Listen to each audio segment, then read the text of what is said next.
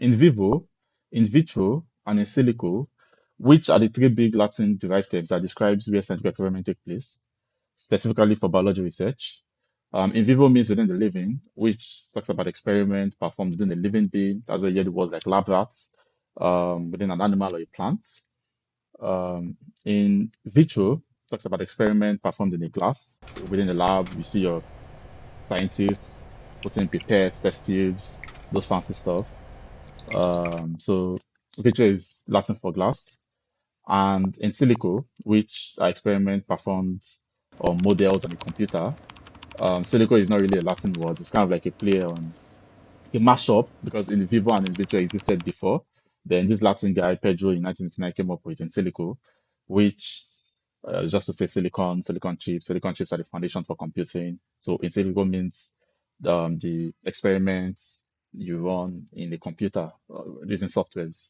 So I have this tiny hypothesis that within 15 years, they would all collapse into one, a world where the boundary between biological substrates and computational substrate dissolves, and where a simulation isn't just modeling biology, the simulation itself becomes biology. Swapping a kidney for a synthetic equivalent or a neuron, a brain neuron for a silicon chip becomes becomes routine, and even total brain simulation where I can copy myself into a system and still be myself, right? I can upload my consciousness, or maybe not consciousness, but I can upload myself into another system, and that system will have all my memory and all my experience, and I can decode it and encode and decode back and forth. So, I believe the hypothesis where within 15 years, I mean, in 2040s, we would not have achieved everything, but had would have made significant progress where in vivo, in silico, and in vitro becomes one. And for that, I coined the term in Omni. My friends think it's a shitty term, but let history remember that it was Demi that coined the term in Omni, which is just that world or that system where experiment performed in a wet lab, in a laboratory with test tube and petri dish, and experiment performed on a computer, and experiment performed within a human being are indistinguishable because we've built a unified system or unified framework that um, that allows them to be almost replaceable. So I could replace my arm with a mechanical arm with a bionic arm easily. I could simulate my heartbeat or my kidney function and just replace it easily, right? So in Omni, let history just remember that it's Gemini that formed it. Let me just put it there, shameless plug. Um, yeah. And about 4 months ago, I released a video where I mentioned that disability should not exist and would not exist in the future. And I also kind of talked about two projects I've been working on, Antroph Robotics and Biosimulant. Antroph is a robotic project that just asks what happens when you try to emulate biology by embodying artificial intelligence into the physical world. And Biosimulant asks what it will look like when you simulate everything biology in a virtual lab environment. So I've made some progress on both of them, and I'll give an update for this. They are still very much in the MVP stage. And I'm doing this because it's going to help me with recruiting, with partnerships. So if you think you want to partner or engage in any way, please feel free to reach out to me on any of the social media platforms. For Anthrop, phase one, this phase one, I was just getting started, barest minimum. We're still fine-tuning the idea. We call it Goldie. Phase two was building on top of that for a bigger, more chiseled system, which we call Blackie. And first three focused on building more of the backend, admin and mobile app that eventually powered the intelligence system. So phase four, we will now lean into building the embodied AI artifact itself that you can buy in your house. It could be a smart lamp, it could be a tabletop robot.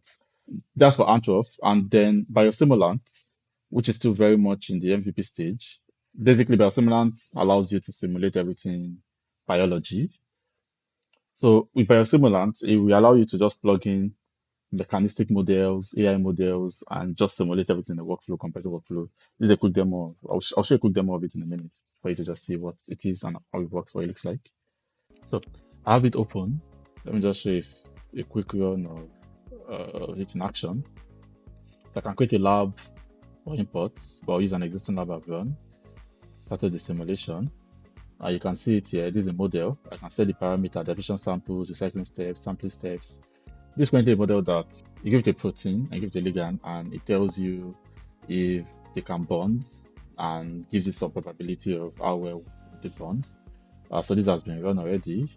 These are some results that was generated, and then you just click on the results. So these are some results of some past run. This is a protein 3D structure, and within it you can see the ligand that was attached to it. Some more details can be seen, the affinity, prediction, the binder probability, and this was all generated by just running this model. Usually you'd have had to do a lot of coding to generate something like this or download the model yourself and run it. But with Biosimulant, any form of model, whether mechanistic model or AI model, it's just available for you to just run. AlphaFold is a little bit proprietary, so we've not made it available, but we've made over 4,000 models available already, and more will be made available.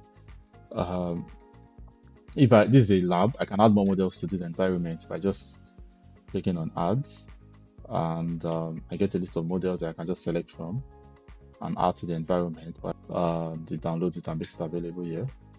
So the good part of it is that you're not just training models together. There's actually an agent here that you can now use, you can ask questions and now use to actually run a lot of your simulations yourself, or a lot of experiments. For example, if I type, what can you do? So it tells you it can help you in a few ways, inspect current lab summaries, select a node, and you can just do something. You can tell it what was the result of the last lab. And you can also tell it to run the simulations from you against a particular value.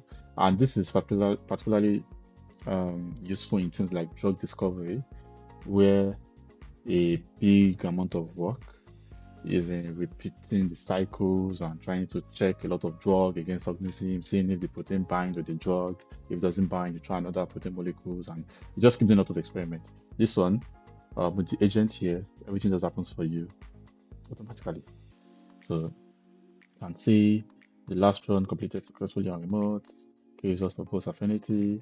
The overarching direction is to use AI to simulate biology end to end and then use the simulation capability to build systems that augment and eventually replace biological substrates.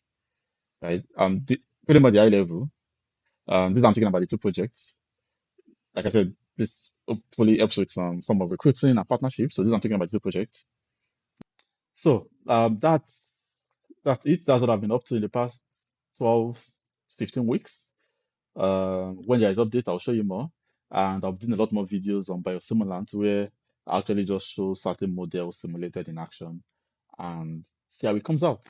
Thank you.